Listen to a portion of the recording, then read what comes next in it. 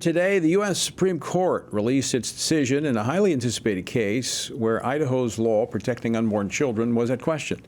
Now, the court announced that it had declined to rule on the merits of the case, but instead sent the case back to the U.S. Court of Appeals in the Ninth Circuit for further consideration. So the question is the Supreme Court sidestepping the issue? What does this mean for unborn babies in the state of Idaho? Well, here to unpack this is John Bursch. He's the Alliance Defending Freedom's Vice President of Appellate Advocacy and the Senior Counsel at ADF. ADF was instrumental in assisting Idaho Attorney General Raul Labrador in this case. John, welcome back to Washington Watch. Thanks for taking time to join us today. Here. So what exactly does the Idaho law say? First, let's start there. The Idaho law protects life beginning at conception with an exception to save the life of the mother. That's always been clear. Everybody's understood what that's meant, and after Dobbs, it was supposed to go fully into effect. The federal government, in response to Dobbs, has taken a federal law, the Emergency Medical Treatment and Active Labor Act, known as EMTALA, and that's simply a law that requires hospitals that receive Medicaid to treat indigent patients who critically need care when they show up at the emergency room. And the administration took that and turned it into an abortion mandate. And then they sued the state of Idaho to try to guarantee that emergency rooms could be abortion enclaves, even in a pro-life state like Idaho. And so that's the case that came to the Supreme Court. And the Biden administration argued that the Constitution's supremacy clause gave this federal provision the ability to trump what the state had done in this pro-life law, correct?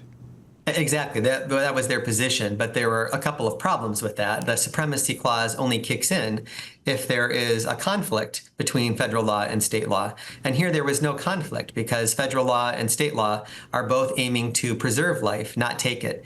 In fact, there's nothing in the federal statute, EMTALA, that even says a word about abortion. To the contrary, it treats the unborn child as an additional patient that emergency room doctors have to care for. So Idaho's position all along has been no conflict, no supremacy clause. And so that actually came out in the oral arguments, the Biden administration admitting some things that showed that this was not in conflict. Therefore, the court threw this back to the Ninth Circuit. Why didn't the court just deal with the merits of the case?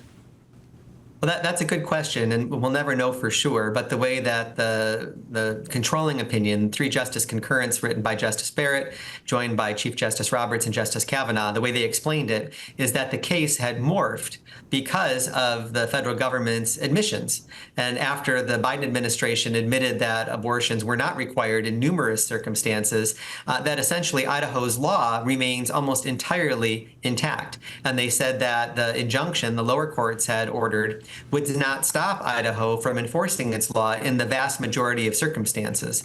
So what went from a really broad dispute about abortion enclaves and emergency rooms became a very narrow one, and those justices thought this needed some further deliberation by the Ninth Circuit before they made a final decision. And so we'll take those concessions. They're absolutely terrific for protecting life, not only in Idaho, but in pro-life states around the country. And we'll keep litigating back in the Ninth Circuit, and if we have to come back to the Supreme Court, we'll do that. It would suggest, by one of the comments from one of the more liberal justices, Justice Ketanji Brown Jackson, that she said this: while the court dawdles and the country waits, pregnant people experiencing emergency medical conditions remain in a precarious position. And she lamented that this was not the end of it. So she's suggesting, by the way, I think that's interesting, pregnant people. I think only women get pregnant, but that's another topic. So it would suggest that she sees that the federal government is on very thin ice in terms of trying to stop this law. I think that's right. And Justice Alito wrote a dissent joined by Justice Thomas and Justice Gorsuch that really laid out Idaho's position and explained why Idaho was correct and that the Supreme Court could rule in favor of them right now just based on the simple statutory text. And The majority of the justices didn't think that was appropriate. They wanted to give this a little bit more process, but that does signal where the court is likely headed if this has to come back a second time, either because this case goes down to the Ninth Circuit and comes back up again, or because a very similar case out of the Fifth Circuit, which ruled against the Biden administration and in favor of Texas and some pro-life doctors that ADF represents, that there too, that the EMTALA rule was an invalid interpretation of the Federal Medicaid Act. Well, when you look at the application of this EMTALA, the Emergency Medical Treatment and Labor Act, this shows that there's clearly those that want to, on the left, make abortion a federal issue. So this, I think, undermines the idea that a state can be pro-life and not be molested by the federal government. There is still federal intervention when it comes to the issue of life. Absolutely. After the U.S. Supreme Court in Dobbs said definitively that now the people in every state would get to decide what their pro-life policies would be, then the Biden administration walks in, takes a statute that had nothing to do with abortion, that requires protection of the unborn child, and turns it into a federal abortion mandate.